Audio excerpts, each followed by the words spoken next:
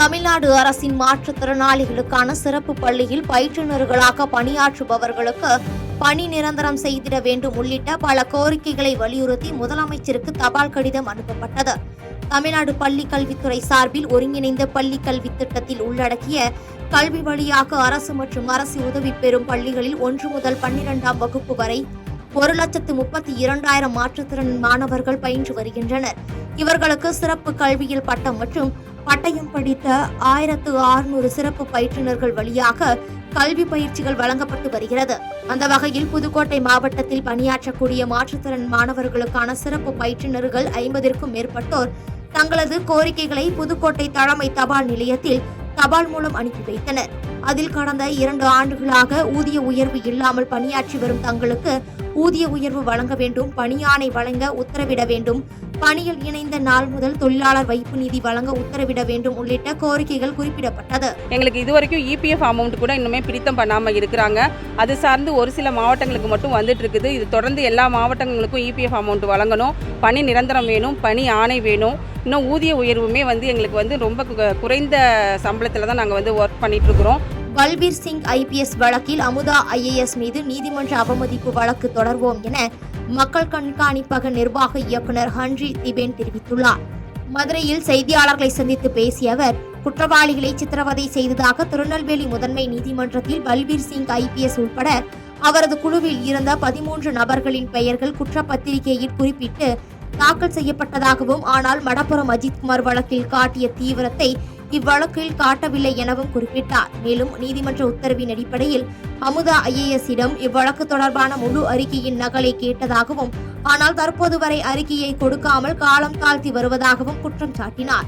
நீதிமன்றத்தின் உத்தரவை மீறும் வகையில் அமுதா ஐஏஎஸ் நடந்து கொண்டதால் அவரின் மீது நீதிமன்ற அவமதிப்பு வழக்கு தொடரப்போவதாகவும் ஹன்ரி திபேன் தெரிவித்தார். ஹியூமன் ரைட்ஸ் வயலேஷன் இருக்கு. அது எதுல கண்டுபிடிப்பீங்க?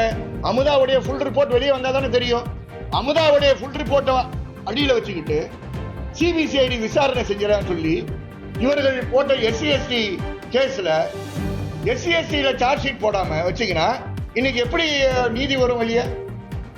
அதனால எல்லா குற்றவாளிகளுக்கும் நஷ்டஈடு கொடுக்கணும். மற்ற வழக்குகள் வேற வழக்கறிஞர் நடத்துறதுனால நான் அதுக்குள்ளார தலையிடல. பட் அவர்களுக்கும் கொடுக்க வேண்டும் என்பதுதான் எங்களுடைய வாதம். கடலூர் அருகே முன்பகை காரணமாக வீட்டிற்கு வந்து தகராறில் ஈடுபட்ட நபரை அடித்து கொலை செய்த 3 பேரை போலீசார் கைது செய்தனர். கடலூர் மாவட்டம் விருத்தாச்சலம் அடுத்த கார்குடல் காலனியைச் சேர்ந்தவர் ஆகாஷ். 25 வயதான இவர் மீது கஞ்சா விற்பனை, கொள்ளை உள்ளிட்ட பல வழக்குகள் நிலுவையில் உள்ளது. இந்த நிலையில் இவர் சம்பவத்தன்று விஜய் என்பவரிடம் போதையில் தகராறு செய்ததாக கூறப்படுகிறது.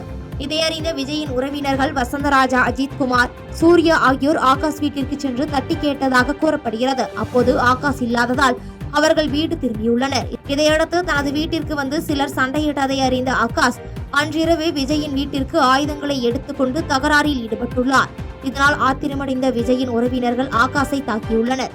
இதில் ஆகாஷ் மயக்கமடைந்த நிலையில் மருத்துவமனைக்கு அழைத்துச் சென்று பரிசோதித்ததில் அவர் இறந்தது தெரிய வந்தது. இதனையடுத்து வசந்தராஜா, அஜித்குமார், சூர்யா ஆகிய 3 பேரை கைது செய்து போலீசார் தொடர்ந்து விசாரணை மேற்கொண்டு வருகின்றனர். செங்கல்பட்டு அருகே உங்களுடன் ஸ்டாலின் திட்டத்தை சட்டமன்ற உறுப்பினர் தொடங்கி வைத்து பயனாளிகளுக்கு சான்றிதழ்களை வழங்கினார்.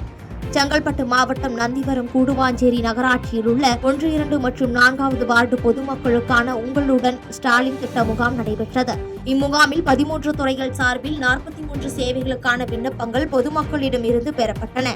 மறைமலை நகராட்சி அலுவலகத்தில் நடைபெற்ற இம்முகாமினை செங்கல்பட்டு சட்டமன்ற உறுப்பினர் வரலட்சுமி மதுசூதனன், நகர்மன்ற தலைவர் MKD கார்த்தி, நகர்மன்ற துணைத் தலைவர் MG லோகநாதன் ஆகியோர் குத்துவிளக்கேற்றி துவக்கி வைத்து பார்வையிட்டனர். இதனைத் தொடர்ந்து வீட்டு வரி பெயர் மாற்றம், மின் இணைப்பு பெயர் மாற்றம், குடும்ப அட்டை பெயர் மாற்றம், மகளிர் உரிமை தொகை உள்ளிட்ட பல்வேறு மனுக்கள் மீது உடனடியாக நடவடிக்கை மேற்கொண்டு அதற்கான ஆவண சான்றுகளை பயனாளிகளுக்கு காசெல்வம், சட்டமன்ற உறுப்பினர் வரலட்சுமி மதுசூதனன் ஆகியோர் வழங்கினர். பகுதி நேர ஆசிரியர்கள் போராட்டம் குறித்து நடத்தப்படும் பேச்சுவார்த்தை முடிக்கப்பட்டு விரைவில் நல்ல செய்தி கிடைக்கும் என அமைச்சர் அன்பில் மகேஷ் தெரிவித்துள்ளார். தஞ்சாவூரில் செய்தியாளர்களை சந்தித்து பேசிய அவர், தாய்லாந்தில் நடைபெறும் பன்னாட்டு மாணவர் மன்றம் நிகழ்வில் கலந்து கொள்ள தமிழகத்தில் இருந்து 6 மாணவர்கள் மற்றும் 1 ஆசிரியர் தேர்வு செய்யப்பட்டிருப்பதாகவும், தஞ்சையை சேர்ந்த மாணவி ஒருவர் தேர்ந்தெடுக்கப்பட்டிருப்பது கூடுதல் பெருமை எனவும் தெரிவித்தார். ஆகஸ்ட் மாதம் இந்நிகழ்ச்சியில் கலந்து கொள்ள பயணம் மேற்கொள்ள உள்ளதாகவும் இது தமிழ்நாட்டிற்கும் தமிழக கல்வித்துறைக்கும் கிடைத்த பெருமை எனவும் தெரிவித்த அவர், பகுதி நேர ஆசிரியர்கள் போராட்டம் குறித்து நடத்தப்படும் பேச்சுவார்த்தை முடிக்கப்பட்டு விரைவில் நல்ல செய்தி கிடைக்கும் எனவும் தெரிவித்தார். பகுதி நேர ஆசிரியர்கள் தொடர்ந்து ஒரு 7-8 நாட்களாக தொடர்ந்து போராட்டம் பண்ணாங்க. அது சார்ந்து என்னுடைய அதிகாரிகளை அவங்க சந்தித்து அவங்க சில கோரிக்கைகள்லாம் வைத்திருக்கிறார்கள்.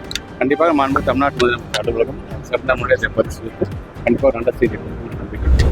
எங்களுடைய முருகன் கோவண கோலத்தில் இருப்பாரை தவிர RSSின் அரைடவுசர் அணிய மாட்டார் என அமைச்சர் அன்பில் மகேஷ் தெரிவித்துள்ளார். தஞ்சாவூர் பழைய பேருந்து நிலையம் அருகே உள்ள அண்ணா நூற்றாண்டு மண்டபத்தில் பள்ளிக்கல்வித்துறை அமைச்சர் அன்பில் மகேஷ் பொய்யாமொழி எழுதிய தேசிய கல்விக் கொள்கை 2020 எனும் மதயானை நூலின் திறனாய்வு கூட்டம் நடைபெற்றது. இந்த நிகழ்ச்சியில் அமைச்சர் அன்பில் மகேஷ் பொய்யாமொழி, உலகத் தமிழர் பேரமைப்பு தலைவர் பழ நெடுமாறன், தமிழ் பல்கலைக்கழக முன்னாள் துணைவேந்தர் ராஜேந்திரன் உள்ளிட்டோர் கலந்து கொண்டனர். நிகழ்வில் பேசிய அமைச்சர் அன்பில் மகேஷ் பொய்யாமொழி, 2021 சட்டமன்ற தேர்தலின் போது பாஜகவினர் வேலை கையில் எடுத்ததால் திமுகவிற்கு வெற்றி கிடைத்ததாகவும், அதேபோல் தற்போது பாஜகவினர் முருகனை கையில் எடுத்திருப்பதால் வரும் தேர்தலில் திமுகவிற்கு வெற்றி கிடைக்கும் என தெரிவித்தார். மேலும் தங்களுடைய முருகன் கோவண கோலத்தில் இருப்பாரே தவிர RSSின் அரைடவுசர் அணிய மாட்டார் என தெரிவித்த அவர், ஒட்டுமொத்த இந்தியாவிற்கே ஒளி தரக்கூடிய கல்வி மாநிலமாக தமிழ்நாடு திகழ்ந்து வருவதாகவும் தெரிவித்தார். அவர்களுக்கு நான் சொல்லிக்கொள்ள விரும்புவதெல்லாம் ஒன்னே ஒண்ணுதான். எங்களுடைய முருகனை பொறுத்தவரைக்கும் கோவண கோலத்தில் இருந்தாலும் இருப்பாரே தவிர அவருடைய RSS அரைடவுசர் குழுக்கு அத்தனை பொருத்தி கொள்ள மாட்டார் என்பதை நீங்கள் புரிந்து கொள்ள வேண்டும். ஒட்டுமொத்த இந்தியாவுக்கே ஒளி தரக்கூடிய கல்வி மாநிலமாக நம்முடைய தமிழ்நாடு என்றைக்குமே விளங்கட்டும் என்று சொல்லி உங்கள் அனைவருக்கும் இந்த நேரத்தில் நன்றியை தெரிவித்து இந்த உரையை நான் நிறைவு செய்கிறேன். நன்றி. கள்ளக்குறிச்சி அருகே அன்புமணி பங்கேற்கும் கூட்டத்திற்காக ராமதாஸின் ஆதரவாளர்களை அன்புமணி ஆதரவாளர்கள் திரட்டியதால் இரு தரப்பினருக்கிடையே மோதல் ஏற்பட்ட சம்பவம் தொடர்பாக போலீசார் விசாரணை செய்து வருகின்றனர். கள்ளக்குறிச்சி மாவட்டம் திருக்கோவிலூர் அடுத்த சந்தப்பேட்டை புறவழிச்சாலையில் அமைந்துள்ள அன்புமணி தரப்பைச் சேர்ந்த மாவட்ட செயலாளர் செழியன் என்பவருக்கு சொந்தமான பெட்ரோல் பங்கில் இரு தரப்பினருக்கு மோதல் ஏற்பட்டதாக கிடைத்த தகவலின்படி போலீசார் நேரில் சென்று விசாரணை மேற்கொண்டனர். அதில் விழுப்புரத்தில் நடைபெறவுள்ள பாமகவின் தலைவர் அன்புமணி பங்கேற்கும் ஆர்ப்பாட்டத்திற்காக பெட்ரோல் பங்க் உரிமையாளர் செழியன் ராமதாஸின் ஆதரவாளர்களிடம் ஆதரவு திரட்டியதாக கூறப்படுகிறது. இதனால் இரு தரப்பினருக்கும் மோதல் ஏற்பட்டது போலீசார் விசாரணையில் தெரியவந்தது. மேலும் பெட்ரோல் பங்கில் பொருத்தப்பட்டிருந்த CCTV கேமராவில் பதிவாகியிருந்த காட்சியின் அடிப்படையில் திருக்கோவிலூர் போலீசார் தொடர்ந்து விசாரணை மேற்கொண்டு வருகின்றனர். கள்ளக்குறிச்சி அருகே சொத்து பிரச்சினை காரணமாக சமாதானம் பேச வந்த நபரை கொலை செய்ய போவதாக கூறி ஆயுதத்துடன் சாலையில் திரிந்த நபரை போலீசார் கைது செய்து விசாரணை செய்து வருகின்றனர். கள்ளக்குறிச்சி மாவட்டம் சங்கராபுரம் அருகே உள்ள தியாகராஜபுரம் பகுதியைச் சேர்ந்த ஆறுமுகம் மற்றும் அவரது சகோதரர் செந்தில் ஆகியோருக்கு சொத்து பிரச்சினை நீண்டகாலமாக இருந்து வந்துள்ளது. இதை சுமூகமாக பேசி முடிக்க வந்த அதே கிராமத்தைச் சேர்ந்த முக்கியஸ்தரான அள்ளிமுத்து பேச்சுவார்த்தையில் ஈடுபட்டுள்ளார். எனினும் பேச்சுவார்த்தையில் முடிவு கிட்டாததால் அள்ளிமுத்துவின் மீது கோபம் கொண்ட ஆறுமுகம் ஒரு தலைபட்சமாக செயல்படுவதாக கூறி அவருக்கு மிரட்டல் விடுத்துள்ளார். மேலும் தியாகராஜபுரம் பகுதியில் உள்ள பேருந்து நிலையத்தில் அள்ளிமுத்துவை கொலை செய்ய போவதாக கூறி அரிவாளோடு ஆறுமுகம் சுற்றி திரிந்துள்ளார். இது தொடர்பான CCTV காட்சிகள் வெளியான நிலையில் முன்னெச்சரிக்கை நடவடிக்கையாக ஆறுமுகத்தை கைது செய்த போலீசார் தொடர்ந்து விசாரணை மேற்கொண்டு வருகின்றனர். திருவள்ளூர் சிறுமி பாலியல் வன்கொடுமை சம்பவம் பரபரப்பாக பேசப்பட்டு வரும் நிலையில் திருவள்ளூர் ஒருங்கிணைந்த நீதிமன்றத்தில் சென்னை உயர்நீதிமன்ற நீதிபதி வேல்முருகன் திடீர் ஆய்வு மேற்கொண்டார். திருவள்ளூர் மாவட்டத்தில் கடந்த சில தினங்களில் சிறுவன் கடத்தல் வழக்கு, சிறுமி கடத்தப்பட்டு பாலியல் வன்கொடுமை செய்யப்பட்ட வழக்கு என மாநிலம் முழுவதும் பெரும் பரபரப்பை ஏற்படுத்தியது. இந்த நிலையில் சென்னை உயர்நீதிமன்ற நீதிபதி வேல்முருகன் திடீரென திருவள்ளூர் ஒருங்கிணைந்த நீதிமன்றத்தில் ஆய்வு மேற்கொண்டார். அவருடன் இணைந்து வடக்கு மண்டல காவல்துறை தலைவர் ஆஷா கார், திருவள்ளூர் மாவட்ட ஆட்சியர் பிரதாப், திருவள்ளூர் மாவட்ட காவல் கண்காணிப்பாளர் விவேகானந்தா ஆகியோரும் ஆய்வு மேற்கொண்டனர். மேலும் சிறுவன் கடத்தல் வழக்கு, சிறுமி பாலியல் வன்கொடுமை வழக்கு உள்ளிட்ட வழக்குகளில் கைது செய்யப்பட்ட குற்றவாளிகள் குறித்தும் நடவடிக்கைகள் குறித்தும் காவல்துறை மற்றும் நீதித்துறையை உள்ளடக்கிய அதிகாரிகளுடன் சென்னை உயர்நீதிமன்ற நீதிபதி ஆலோசனை மேற்கொண்டார். திருவள்ளூர் சிறுமி கடத்தப்பட்டு பாலியல் வன்கொடுமை செய்யப்பட்ட விவகாரத்தை கண்டித்து அதிமுகவினர் போராட்டத்தில் ஈடுபட்டனர். திருவள்ளூர் மாவட்டம் கும்மிடிப்பூண்டி அடுத்த ஆரம்பாக்கம் ரயில் நிலையத்தை ஒட்டி அமைந்துள்ள கிராமத்தைச் சேர்ந்த 10 வயது சிறுமி கடந்த சனிக்கிழமை அன்று பள்ளி வகுப்பை முடித்துவிட்டு தனது பாட்டியின் வீட்டிற்கு சென்று கொண்டிருந்த போது 25 வயது மதிக்கத்தக்க இளைஞர் ஒருவரால் கடத்தப்பட்டு பாலியல் வன்கொடுமை செய்யப்பட்டார். இந்த சம்பவம் தொடர்பாக போலீசார் தீவிர விசாரணை மேற்கொண்டு வரும் நிலையில் சிறுமியின் உறவினர்கள் தொடர்ந்து போராட்டத்தில் ஈடுபட்டு வருகின்றனர். இந்த நிலையில் இச்சம்பவத்திற்கு எதிர்ப்பு தெரிவித்து அதிமுகவினர் காவல் நிலையத்தை முற்றுகையிட்டு போராட்டத்தில் ஈடுபட்டதால் பரபரப்பு ஏற்பட்டது. தொடர்ந்து அவர்களிடம் பேச்சுவார்த்தை நடத்திய போலீசார் உரிய நடவடிக்கை எடுக்கப்படும் என உறுதியளித்தனர். பாஜக நிர்வாகி கொலை வழக்கில் தொடர்புடையவர்கள் மீது கடும் தண்டனை பெற்றுத்தர தமிழ்நாடு அரசு முனைப்பு காட்ட வேண்டும் என பாரதிய ஜனதா கட்சியின் மாநில தலைவர் நயினார் நாகேந்திரன் கூறியுள்ளார். சேலம் மாவட்டம் அரவநேரி பகுதியில் 12 ஆண்டுகளுக்கு முன்பு படுகொலை செய்யப்பட்ட ஆடிட்டர் ரமேஷின் நினைவு அஞ்சலி நடைபெற்றது. இதில் கலந்து கொண்ட பாரதிய ஜனதா கட்சியின் மாநில தலைவர் நயினார் நாகேந்திரன் ஆடிட்டர் ரமேஷின் உருவப்படத்திற்கு மலர் தூவி மரியாதை செலுத்தினார். பின்னர் நடைபெற்ற நினைவேந்தல் கூட்டத்தில் பேசிய அவர், ஆடிட்டர் ரமேஷ் கொலை வழக்கில் கைது செய்யப்பட்ட குற்றவாளிகளுக்கு கடும் தண்டனை கிடைக்கும் வகையில் தமிழ்நாடு அரசு இந்த வழக்கில் முனைப்பு காட்ட வேண்டும் என்று கேட்டுக்கொண்டார். இதனைத் தொடர்ந்து செய்தியாளர்களை சந்தித்த அவர், 2013ஆம் ஆண்டு இஸ்லாமிய தீவிரவாதிகளால் கொலை செய்யப்பட்ட ஆடிட்டர் ரமேஷ் மாவட்ட செயலாளராகவும் மாநில செயலாளராகவும் மற்றும் மாநில பொதுச் செயலாளராகவும் சிறப்பாக பணியாற்றியவர் என்று தெரிவித்தவர், ஆடிட்டர் ரமேஷின் குடும்பத்துக்கு பாஜக துணை நிற்பதாக கூறினார். மேலும் முன்னாள் முதலமைச்சர் கலைஞரின் மகன் மு.க. முத்துவின் உயிரிழப்புக்கு பாரதிய ஜனதா கட்சியின் சார்பில் ஆழ்ந்த இரங்கலை தெரிவித்துக் கொண்டார். இன்றும் அவர் இதே நாளில் காலமாக இருக்கிறார்கள். அவரை பிரிந்து வார அவருடைய குடும்பத்தாருக்கும் அவருடைய மனைவி உட்பட்ட குடும்பத்தார் பிள்ளைகள் அனைவருக்கும் பாரதிய ஜனதா கட்சியினுடைய சார்பாக எங்களது ஆழ்ந்த இரங்கலை தெரிவித்துக் கொள்கிறேன். 11ஆம் வகுப்பு மாணவி கூட்டு பாலியல் வன்கொடுமை வழக்கில் கைது செய்யப்பட்ட குற்றவாளிகளில் 3 பேருக்கு சாகும் வரை ஆயுள் தண்டனையும் 4 பேருக்கு ஆயுள் தண்டனையும் விதித்து கோவை போக்சோ நீதிமன்றம் தீர்ப்பளித்துள்ளது. கோவையில் கடந்த 2019ஆம் ஆண்டு பிறந்தநாள் கொண்டாட்டத்திற்கு சென்ற பள்ளி மாணவியை கூட்டு பாலியல் வன்கொடுமை செய்ததாக RS புரம் அனைத்து மகளிர் காவல் நிலையத்தில் புகார் அளிக்கப்பட்டது. இந்த புகாரின் பேரில் வழக்கு பதிவு செய்து விசாரணை மேற்கொண்ட ஆய்வாளர் பிரபாதேவி தலைமையிலான போலீசார் மணிகண்டன், பப்ஸ் கார்த்திக், ஆட்டோ மணிகண்டன், ராகுல், பிரகாஷ், நாராயணமூர்த்தி மற்றும் கார்த்திகேயன் ஆகிய 7 பேரை கைது செய்தனர். இந்த வழக்கின் விசாரணையானது கோவை சிறப்பு நீதிமன்றத்தில் நடைபெற்று வந்த நிலையில் வழக்கை விசாரித்த நீதிபதி பகவதி அம்மாள் குற்றம் சாட்டப்பட்ட 7 பேரையும் குற்றவாளிகள் என அறிவித்தார். குறிப்பாக இந்த வழக்கின் முக்கிய குற்றவாளியான மணிகண்டன், பப்ஸ் கார்த்திக், ஆட்டோ மணிகண்டன் ஆகியோருக்கு சாகும் வரை ஆயுள் தண்டனையும், மேலும் ராகுல், பிரகாஷ், நாராயணமூர்த்தி மற்றும் கார்த்திகேயன் ஆகிய 4 பேருக்கும் ஆயுள் தண்டனை விதித்து நீதிபதி பகவதி அம்மாள் தீர்ப்பளித்தார். 10 ஆண்டுகளாக தினக்கூலிகளாக பணியாற்றும் பணியாளர்களுக்கு பணி நிரந்தரம் செய்வது குறித்து தமிழக முதலமைச்சர் கவனத்திற்கு கொண்டு சென்று நடவடிக்கை எடுப்பதாக பொதுப்பணித்துறை அமைச்சர் ஏவா வேலு உறுதியளித்துள்ளார். கோவை மாவட்டம் பொள்ளாச்சி உடுமலை சாலையில் உள்ள நீர்வளத்துறை கண்காணிப்பு பொறியாளர் அலுவலக வளாகத்தில் முன்னாள் முதலமைச்சர் காமராஜர், முன்னாள் சட்டமன்ற உறுப்பினர்கள் V.K. பழனிசாமி கவுண்டர், மகாலிங்கம் மற்றும் முன்னாள் மத்திய அமைச்சர் C. சுப்பிரமணியம் ஆகியோருக்கு திருவுருவ சிலையுடன் நினைவு அரங்கம் அமைக்கும் பணி நடைபெற்று வருகிறது. இந்த பணியை பொதுப்பணித்துறை அமைச்சர் ஏவா வேலு, தமிழ் வளர்ச்சி மற்றும் செய்தித்துறை அமைச்சர் மு.பே. சாமிநாதன் ஆகியோர் நேரில் பார்வையிட்டு ஆய்வு மேற்கொண்டனர். இதனைத் தொடர்ந்து செய்தியாளர்களிடம் பேசிய அமைச்சர் ஏவா வேலு, பரம்பிக்குளம் ஆழியாறு பாசன திட்டம் உருவாவதற்கு காரணமாக இருந்த தலைவர்களுக்கு அமைக்கப்படும் சிலைகளை 22ஆம் தேதி திருப்பூர் மாவட்டத்திற்கு வரும் தமிழக முதலமைச்சர் 23ஆம் தேதி திறந்து வைப்பதாக தெரிவித்தார். மேலும் பேசிய அவர், 10 ஆண்டு காலமாக தினக்கூலிகளாக பணியாற்றும் பணியாளர்களுக்கு பணி நிரந்தரம் செய்வது குறித்து தமிழக முதலமைச்சர் கவனத்திற்கு கொண்டு சென்று நடவடிக்கை எடுப்பதாக உறுதியளித்தார். எப்பொழுதெல்லாம் பொதுப்பணி நிரந்தர பணி என்பது கழக ஆட்சி வருகிற பொழுதுதான் அந்த நிரந்தர பணி செய்து கொண்டிருக்கிறோம். ஏற்கனவே கலைஞர் அவர்கள் ஆட்சியில் இருந்த பொழுது இதே போன்று 10 ஆண்டுக்கு மேற்பட்டவர்களெல்லாம் நிரந்தர பணி நாங்கள் செய்தோம். இப்பொழுது 10 ஆண்டு முடிவு பெற்று சில பேர் அங்கங்கே போகிற பொழுது இடத்துல மனு கொடுக்கிறார்கள்.